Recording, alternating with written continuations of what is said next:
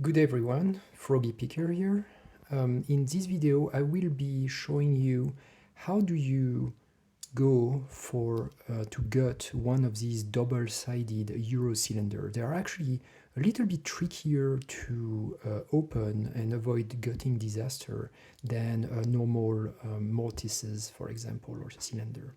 So let's go ahead and what I'm going to show you first for this Mul-T-Lock is how do you repin your Mul-T-Lock without without disaster.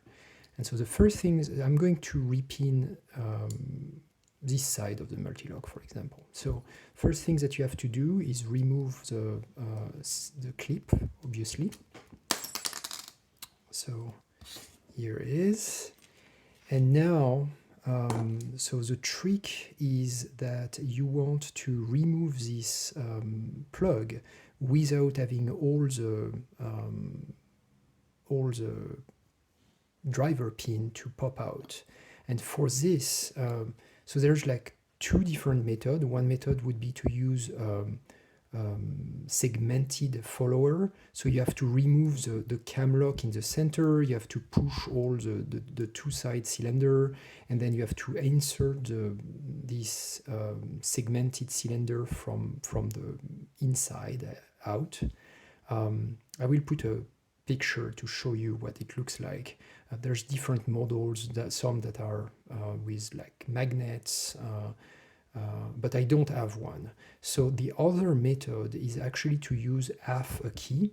And so this is a key that I just cut with a Dremel disc. It takes just a few minutes. And to realize what's going on is in most lock and dimple locks, only half of the key is used.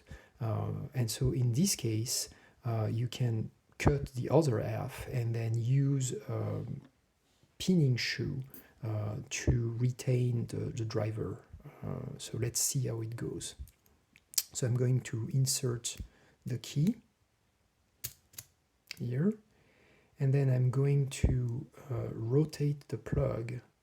And then before, so the reason why you want to rotate it this way is that on this side you have a lot of different holes for I think what are passive pins for key control, and the rest of the cylinder is ribbed. And so if you don't do it this way, the inner pin of these driver's pin is going to get stuck, and you're not going to be able to gut the thing. It's going to just like, you could break everything. So in this case, I'm inserting the pinning shoe and like making it, well centered. And now I should be able to just pull the cylinder this way, as you can see. And so I will, pull the cylinder completely. And here you can change the pin if you want. And then once you're done, you can put back the cylinder, and if everything is okay. So here, the problem that I have is this pinning shoe is actually a little bit weak. And so I need to, let me push back onto the drivers. So let me just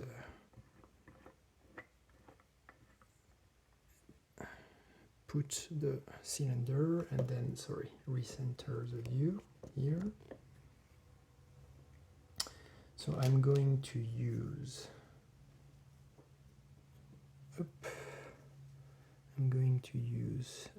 so normally the pinning shoes are not that flexible, so you would not need to do something like this. But in this case, because I had to make it myself, I just, and here, I just use a wiper blade insert. And so here it is.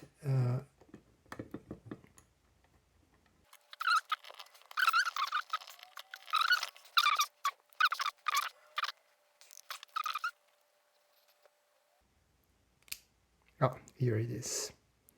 So, okay, so that was a little bit more, you know, manipulation that I wanted, but I was able to remove the plug, change the beating, you know, to another key, and then put it back. And now the only thing that you have left to do is put back the clip, and you're done.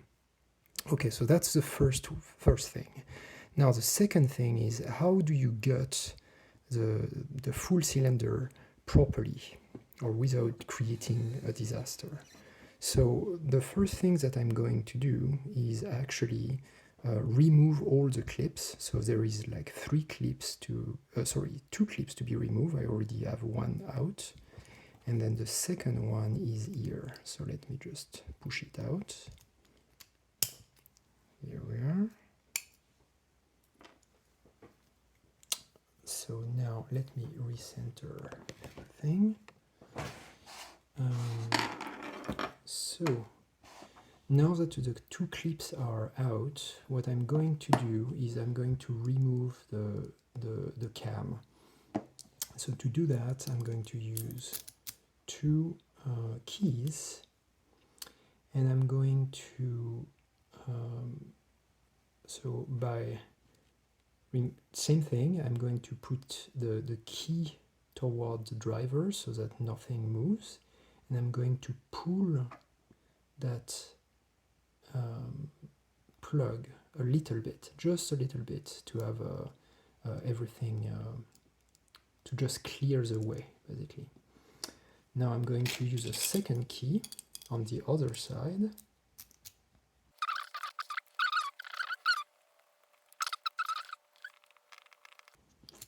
Ah, here it is.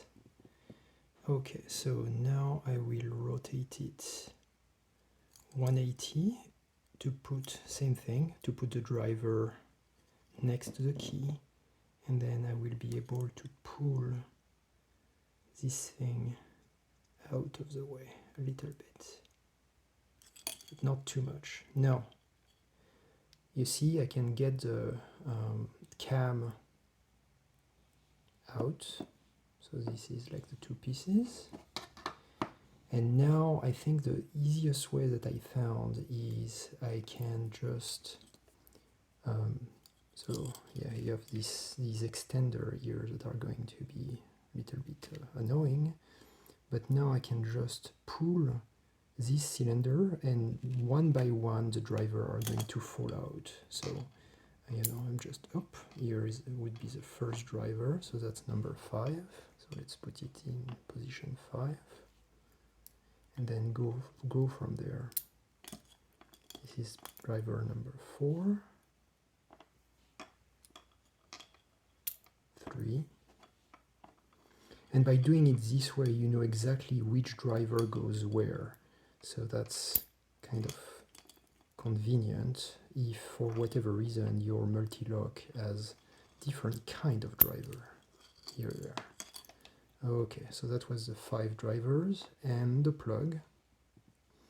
And now you can do the same thing from the other side. So here we can get the interposer or the extender. Oh, yes, sorry, I did not get all the spring.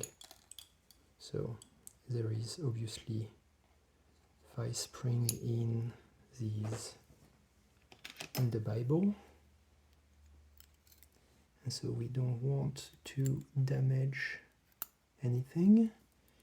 Here we are, that's 5 springs, and now I can get the interposer, and then I can do the same thing on this side. So let me just, okay, so this is where the plug, the pins are.